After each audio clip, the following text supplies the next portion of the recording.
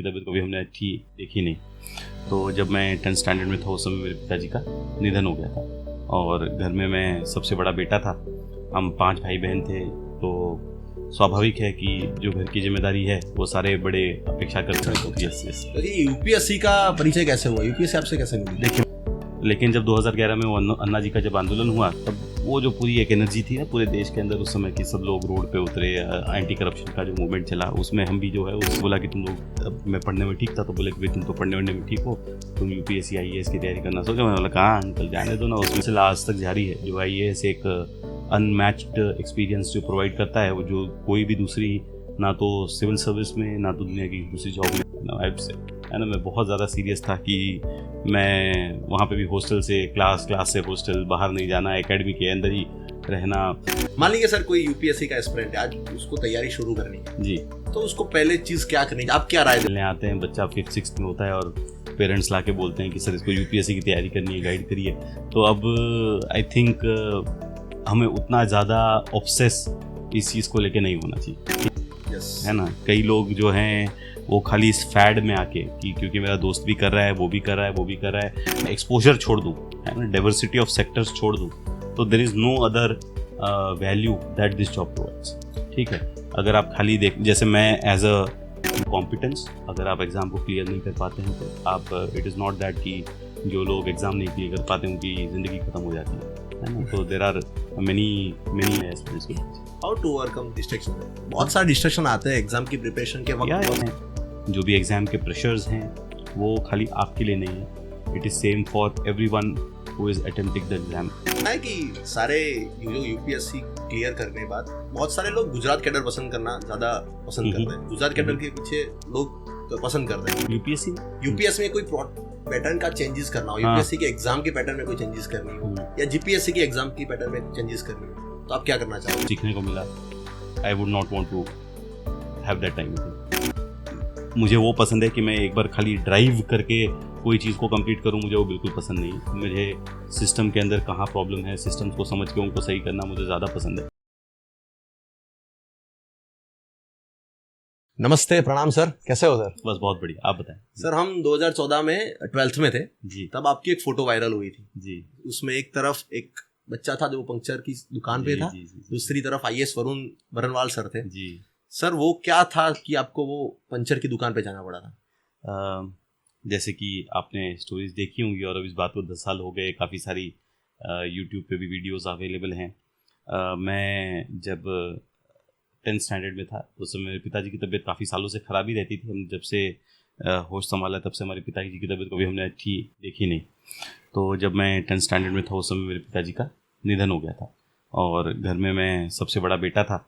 हम 5 भाई बहन थे, तो स्वाभाविक है कि जो घर की जिम्मेदारी है वो सारे बड़े अपेक्षा करते हैं कि जो बड़ा बेटा है वो जिम्मेदारी लेगा। तो मेरे परिवार में भी अपेक्षाएं थी कि अब जो पापा जी की, जो मेरी साइकिल की एक रिपेयरिंग की शॉप थी, अब उसे मैं चलाऊं, जिससे घर में जो भी रोज़ी है, रोटी है, वो चलती रहे। और कहीं ना कहीं मैंने भी मन बना ही लिया था कि अब इसके बिना तो काम चलेगा नहीं, इसलिए अपनी पढ़ाई वढ़ाई छोड़ के अब मैं भी यही काम करूँगा। तो मैं जब 10th ख़त्म हुआ, जैसे मेरे पिताजी का निधन हुआ, उसके बाद मैंने पढ़ाई वढ़ाई छोड़ के मैंने साइकिल की दुकान जो थी हमारी उसमें काम करना शुरू कर दिया था। और लगभग 3-4 महीने का स्पान तो ऐसा था जिसमें मैंने छोड़ दिया है, इसी निश्चय से मैंने उसमें काम किया। लेकिन फिर बाद में जब मेरे 10th के रिज़ल्ट्स आए और उसमें मार्क्स मेरे अच्छे थे और फिर मेरी मम्मी जी ने मुझे वो काफ़ी सपोर्ट किया, घर के सभी लोगों ने सपोर्ट किया और फिर जाके मैंने इसलिए अपनी एजुकेशन फिर आगे कंटिन्यू की। तो उस पीरियड का। आप शायद केमिकल इंजीनियर हो सर? नहीं, मैं इलेक्ट्रॉनिक्स यस। तो ये यूपीएससी का परिचय कैसे हुआ, यूपीएससी आपसे कैसे मिली? देखिए, मैं यूपीएससी करना है ऐसा मेरा विचार शुरू से तो नहीं था। मैं जैसे कि मैंने बताया कि एक बड़े ही ऐसे बैकग्राउंड से गए थे कि ये सोच के चल रहे थे कि जैसी नौकरी मिलेगी वैसे काम करना हम शुरू करेंगे। मैं इंजीनियरिंग करने के लिए पुणे में मेरा एडमिशन हुआ। 2008 में मैंने पुणे MIT कॉलेज में मेरा एडमिशन हुआ और 2010 मतलब मैं बहुत ही स्टूडियस, मतलब मैं बहुत बाहर घूमने फिरने वाला, मेरा स्कूल से कॉलेज नहीं, कॉलेज से घर, घर से कॉलेज, यही वाला मेरा हिसाब होता था। मेरा कहीं आने जाना ऐसा होता, बहुत ज़्यादा सोशल तो नहीं था। लेकिन जब 2011 में वो अन्ना जी का जब आंदोलन हुआ तब वो जो पूरी एक एनर्जी थी ना पूरे देश के अंदर उस समय की, सब लोग रोड पे उतरे, एंटी करप्शन का जो मूवमेंट चला उसमें हम भी जो है उस प्रवाह में आ गए। और हम जब पुणे में जब धरना देने सारे कॉलेज के बच्चे जाते थे तो हम भी चले जाते थे। एंड फिर वहाँ पे एक विचार जो है हमें सभी दोस्तों के अंदर चर्चा होनी शुरू हुई कि क्या हो रहा है, देश कहाँ जा रहा है, हम कहाँ जा रहे हैं, and हमें क्या करना चाहिए। एंड उस समय यूपीएससी करना है ऐसा विचार तो नहीं आया था, क्योंकि मेरे एक मित्र हैं, उनके पिताजी जो है इनकम टैक्स में ऑफिसर थे मुंबई में। तो एक बार वो आए हुए थे एंड जैसे हम सारे दोस्त लोग थे, हम सब ने बोला कि हम जाके अंकल से मिलते हैं, अंकल से मार्गदर्शन मांगेंगे कि अंकल हम ये सोच रहे हैं क्या कर सकते हैं। तो अंकल से मिलने गए तो सबसे पहले अंकल ने बोला कि तुम लोग, मैं पढ़ने में ठीक था तो बोले कि भाई तुम तो पढ़ने वढ़ने में ठीक हो, तुम यूपीएससी आईएएस की तैयारी करना सोचो। मैंने बोला कहाँ अंकल, जाने दो ना, उसमें कहाँ ज्योग्राफी सिविक्स ये सब अपने को आता नहीं, हम इंजीनियर हैं, हम इंजीनियरिंग की तैयारी किए हैं। तो अंकल की गाइडेंस लेने के बाद मैंने इंडियन इंजीनियरिंग सर्विसेज की तैयारी करने का निश्चय किया। मैं भी वही कर रहा हूँ अभी। हाँ तो और गेट की परीक्षा भी मैंने दी थी, उसमें भी मेरा रैंक ठीक ठाक था, लेकिन मेरी किसी कंपनी को ज्वाइन करने की मेरी इच्छा नहीं थी, इसलिए मैंने एक प्लेसमेंट भी हुआ था मेरे कॉलेज में से, लेकिन उसकी ज्वाइनिंग को भी थोड़े समय था, मतलब उस समय काफ़ी एक कन्फ्यूजन वाला माहौल था। मेरा गेट में भी सिलेक्शन हो रखा था, मेरा एक प्राइवेट कंपनी में भी प्लेसमेंट हो रखा था, मेरी इच्छा भी थी कि यूपीएससी करूँ। ये सभी पीरियड में मैं जब मैंने इंजीनियरिंग सर्विसेज की तैयारी शुरू की तो उसमें जैसे आप जानते हैं 20% कॉम्पोनेंट जो है जनरल स्टडीज़ का है। तो मैंने उसके लिए जब हिस्ट्री उठाई तो मुझे लगा यार इतना मुश्किल नहीं है, मैंने जब सिविक्स उठाया तो मुझे लगा इतना मुश्किल नहीं है। तो धीरे धीरे जैसे मैं एक एक सब्जेक्ट पढ़ने लगा तो मुझे ऐसा फील हुआ कि ये चीज़ मुझसे हो सकेगी, और फिर धीरे धीरे मैंने फिर मन बनाया तो मैंने इंजीनियरिंग सर्विसेज का एग्ज़ाम नहीं दिया, मैंने फिर यूपीएससी सिविल सर्विसेज का एग्ज़ाम। तो फिर सिलेक्शन हो गया आपका जी। फिर लबाश ना पहुंचे, कैसी थी ट्रेनिंग सर? देखिए ट्रेनिंग तो अच्छी थी, मतलब माहौल और वो सब कुछ। माहौल तो देखिए मेरा नया माहौल था हमारे लिए, और जिस विचार से हम सर्विस के अंदर आए थे उस विचार से हमने ट्रेनिंग भी की पूरी। और ट्रेनिंग का पीरियड मतलब जो एक जैसे एलबीएस ने आप जानते हैं एक प्रीमियर ट्रेनिंग इंस्टीट्यूट है ना, मतलब best of the best infrastructure, best of the best faculty, और हाँ वो भी।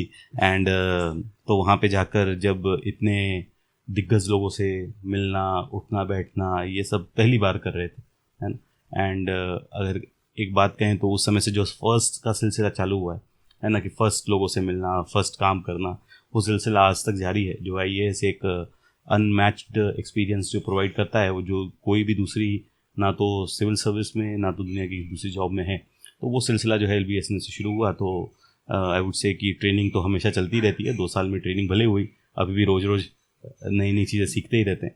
तो it has been a good journey. Sir थे तो आईएएस पर थे तो सारे मतलब स्टूडेंट ही आए हुए थे जी, तो वहाँ फनी मोमेंट भी होती होगी, मस्ती भी होती होगी, तो ऐसी कोई मोमेंट जो आपको ज़्यादा मतलब आप भी अभी भी याद करते हो ट्रेनिंग? जैसे मैंने बताया ना कि मैं तो घर से कॉलेज से घर वाला लड़का था, तो मैंने अभी जो एक बोलते हैं ना कुछ मलाल होते हैं आपको, है ना, कि आपने कोई चीज़ें होती हैं जो आप सोचते हो कि अगर मैं पास्ट में गया होता तो शायद मैं इस चीज़ को चेंज करता, तो शायद मैं वो कुछ चीज़ें हैं जो मैं चेंज करने के, क्योंकि मैं वहाँ पे भी जब गया तो I was too serious, I would say, है ना, मैं बहुत ज़्यादा सीरियस था कि मैं वहाँ पे भी हॉस्टल से क्लास से हॉस्टल, बाहर नहीं जाना, एकेडमी के अंदर ही रहना।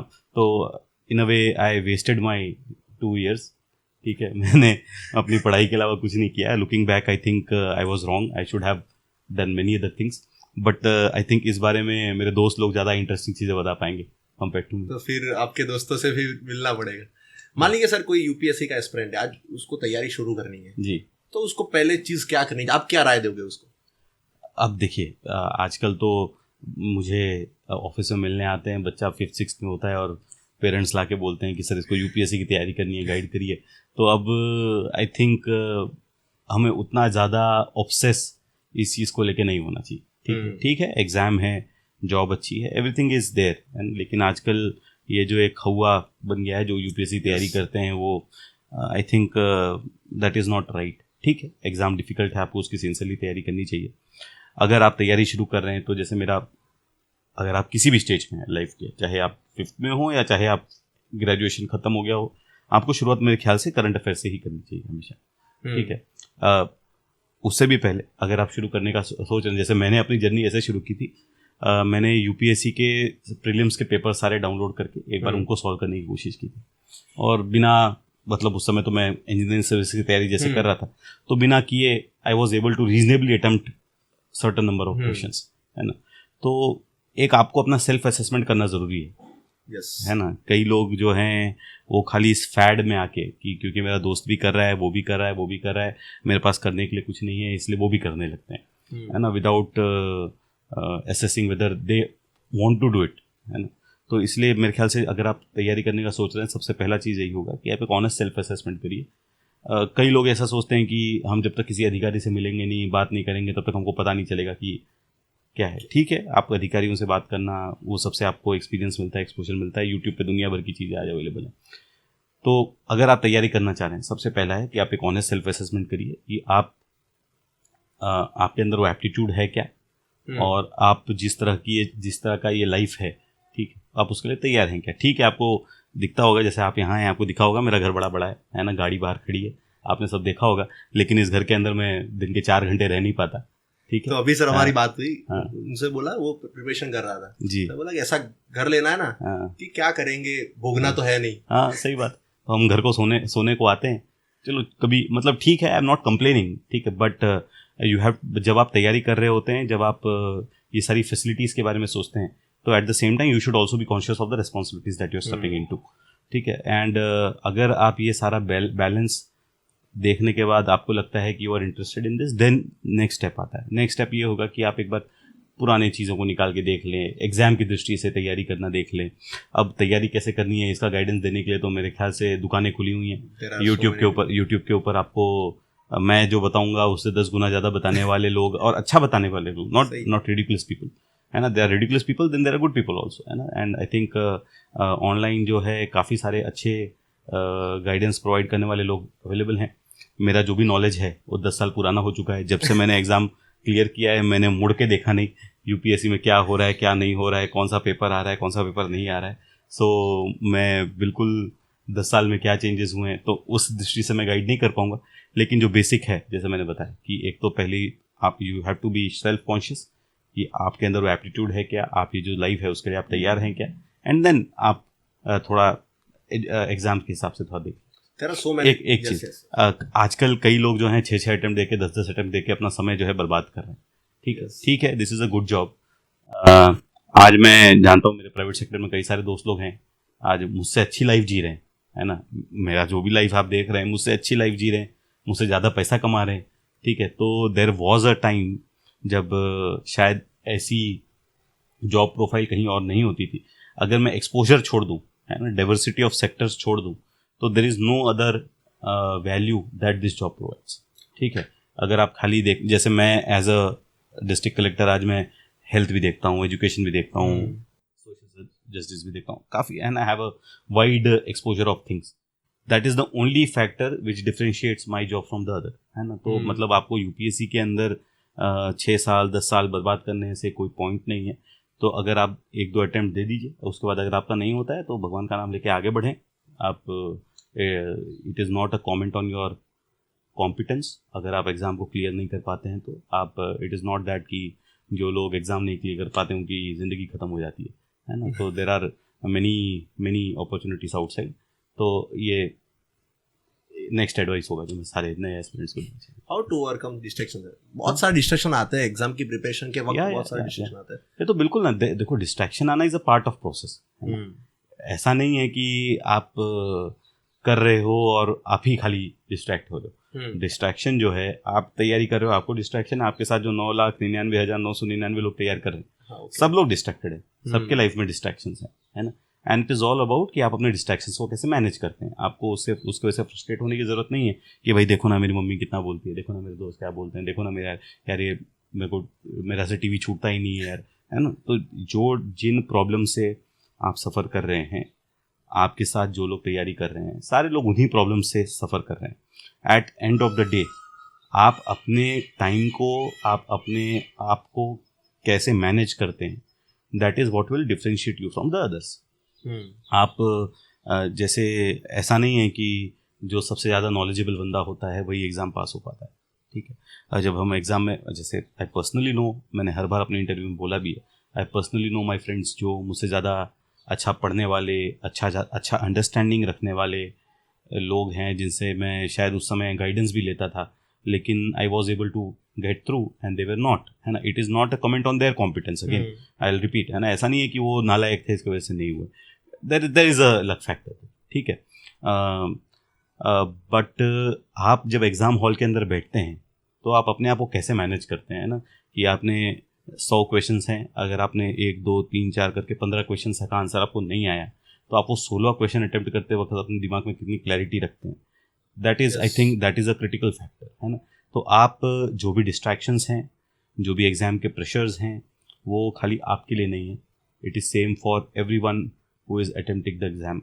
आप अपने आप को कितना अच्छे से मैनेज करते हैं, आप अपने एग्ज़ाम हॉल में खुद को कैसे होल्ड करके रखते हैं, I think they play important role. And मैं उनमें से हूँ जो मानते हैं कि लक फैक्टर होता है ना, कि उस दिन आपने आंसर, जैसे कई बार आपको नहीं होता, आपको कोई चीज़ इन्फॉर्मेशन पता होती है लेकिन आपके ज़बान पे रहती है, दिमाग में नहीं दिल में दिमाग में नहीं आ रहा है ना, आपको पता है, ऐसा नहीं है कि आपको नहीं आता। तो एग्ज़ाम हॉल के दिन अगर आपको वैसा हो जाए, हाँ, है ना, तो आप क्या करोगे? तो there is a luck factor, ठीक है। बट यस, अगर besides that there is a lot of, आप बहुत सारी चीज़ें हैं जो आप भी कर सकते हैं। सर यार दोस्त तो मिलते होंगे फिर, हाँ, तो ये अब तो वो दोस्त के लिए तो वही वरुण बरनवाल ही है, हाँ, पर वो आईएएस वरुण बरनवाल वाला और रुतबा रहता है कि दोस्त मिलते हैं फिर वो खिंचाई होती है कि भाई, नहीं होती है ना, क्यों नहीं होती, बिल्कुल होती है। नांग खिंचाई होती है, बीवी का झगड़ा होता है, दोस्तों का झगड़ा होता है, सब होता है यार, आम जिंदगी है ना। वो तो है। हाँ सर सुना है कि सारे जो यूपीएससी क्लियर करने के बाद बहुत सारे लोग गुजरात कैडर पसंद करना ज़्यादा पसंद करते हैं। गुजरात कैडर के पीछे लोग पसंद करते हैं, इसका रीज़न क्या है? देखिए, एक तो गुजरात में एडमिनिस्ट्रेशन दूसरे स्टेट्स के कंपैरिजन में, मैं एडमिनिस्ट्रेशन मतलब वर्क कल्चर बोलूँगा, work culture and quality of life better है। फॉर एग्जांपल, अगर हम स्टेट में कहीं पे भी रह रहे हैं, 1-1.5 घंटे के अंदर हम कोई ना कोई मेजर सिटी के नज़दीक पहुंच जाते हैं, है ना, चाहे अहमदाबाद हो, राजकोट हो, बड़ौदा हो, सूरत हो, भुज हो, मतलब there is a major city always within 1.5 hours. हमारे यहाँ हेल्थ अच्छा है, एजुकेशन भी अच्छा है। तो उस दृष्टि से अगर आप फैमिली के लिए सोचें, आप अपने पर्सनल कंफर्ट्स के लिए सोचें, तो Gujarat is a good state. Then दूसरा, क्योंकि हम इंडस्ट्रियल स्टेट हैं और हमारी कई सारी अच्छी कंपनीज भी हैं गुजरात सरकार की, तो एक काइंड ऑफ एक्सपोजर जो गुजरात प्रोवाइड करता है, इंडस्ट्रियल एक्सपोजर या फिर सोशल एक्सपोजर, वो भी एक, और हमारा इतना बड़ा कोस्ट लाइन है, तो सिक्योरिटी की दृष्टि से या फिर इंफ्रास्ट्रक्चर की दृष्टि से हम काफ़ी सारा एक्सपोजर ऐसा है जो यूनिक टू गुजरात है, जो हमें शायद किसी दूसरे स्टेट में हम नहीं पा पाते। तीसरा एक है कि यहाँ पे जो एडमिनिस्ट्रेटिव कल्चर है वो बड़ा ही कंपैरेटिवली हॉरिजॉन्टल है। हॉरिजॉन्टल मतलब जैसे अगर अगर कोई काम है अभी और मैं चाहता हूँ कि मैं चीफ सेक्रेटरी साहब को सीधा कॉल करके बात कर लूँ, तो वो प्रोटोकॉल वगैरह बहुत ज़्यादा नहीं है ना। बाकी जैसे कुछ स्टेट्स हैं जहाँ पर प्रोटोकॉल काफ़ी मैटर करता है कि आप अपने बॉस को बोलोगे, फिर वो अपने बॉस को बोलेगा, फिर वो अपने बॉस को बोलेगा, है ना, फिर डायरेक्ट लाइन ऑफ कम्युनिकेशन नहीं होता। तो वर्क कल्चर उस हिसाब से हमारा बहुत अच्छा है। I think it is combination of these factors जो गुजरात कैडर को एक वैल्यू देता है। तो सर गुजरात कैडर में तो है आप, तो इसीलिए यही रीज़न है कि सेंट्रल काफ़ी ज़्यादा ऑफिसर गुजरात स्टेट से उठा अफसर इफी, तो गुजरात जो सेंट्रल जो ले जाते हैं आईएएस ऑफिसर को, इसी रीज़न से ले जाते हैं कि वास्तव एक्सपीरियंस है उनके पास। ऐसा नहीं है कि गुजरात से ज़्यादा जाते हैं। आई थिंक वहाँ पे हर स्टेट से लोग आते हैं, ऐसा जैसे आप बोल रहे हैं, लेकिन अभी जब हम बैठ के, मैं भी if I am trying to recollect, शायद गुजरात के ऑफिसर्स कम हैं वहाँ पे। अच्छा, हाँ, क्योंकि गुजरात में इतना अच्छा है कि गुजरात के लोग जाना ही नहीं चाहते है ना। वो भी है। हाँ, मे बी सो इसलिए शायद गुजरात के लोग, मतलब विदाउट लुकिंग एट नंबर्स नहीं बोल पाऊंगा, लेकिन यस, ऐसा नहीं है कि गुजरात के लोग वहाँ पे बहुत ज़्यादा हैं। And because prime minister is from Gujarat, तो ऑब्वियस है कि उन्होंने जिनके साथ काम किया है वो गुजरात में है, therefore there are few people from Gujarat who are sitting at important positions. But ऐसा नहीं है कि गुजरात के लोग भर गए हैं भारत सरकार में। आई थिंक अगर आप प्रपोर्शन के हिसाब से जाएंगे तो मे बी गुजरात से जितने लोग वहाँ होने चाहिए थे उतने लोग नहीं हैं, उनसे कम ही लोग वहाँ पे। सर आप तो उस प्रोसेस से निकले हो, अगर आपको चांसेस मिले यूपीएससी में, शायद मिल भी जाए, यूपीएससी में कोई पैटर्न का चेंजेस करना हो, यूपीएससी के एग्जाम के पैटर्न में कोई चेंजेस करनी हो, या जीपीएससी के एग्जाम की पैटर्न में चेंजेस करनी हो, तो आप क्या करना चाहोगे? भाई देखो, मैंने जैसे बताया कि 2014 के बाद मैंने यूपीएससी में जीपीएससी में क्या हो रहा है मैंने मुड़ के नहीं देखा, है ना। पेपर किस तरह का आता है, क्वेश्चन किस तरह का आता है, इंटरव्यू में क्या पूछते हैं, प्रीलिम्स में क्या पूछते हैं, नथिंग। जब उस मौके पे पहुंचेंगे तब देखेंगे। आज नहीं, कोई विचार नहीं। तो आपने यूपीएससी में एथिक्स का पेपर लिखा था, नीति शास्त्र लिखा था, सो वो लिखा था, और आज रियल सिचुएशन में वो काफी हद तक सहम है कि वो प्रेशर भी होता है कुछ? ना यार, बिल्कुल नहीं, बिल्कुल। पेपर पे जो चीज़ें होती हैं, जो किताब में चीज़ें होती हैं, वो किताब में चीज़ें होती हैं, जो रियल लाइफ में चीज़ें होती हैं, रियल लाइफ में चीज़ें होती हैं।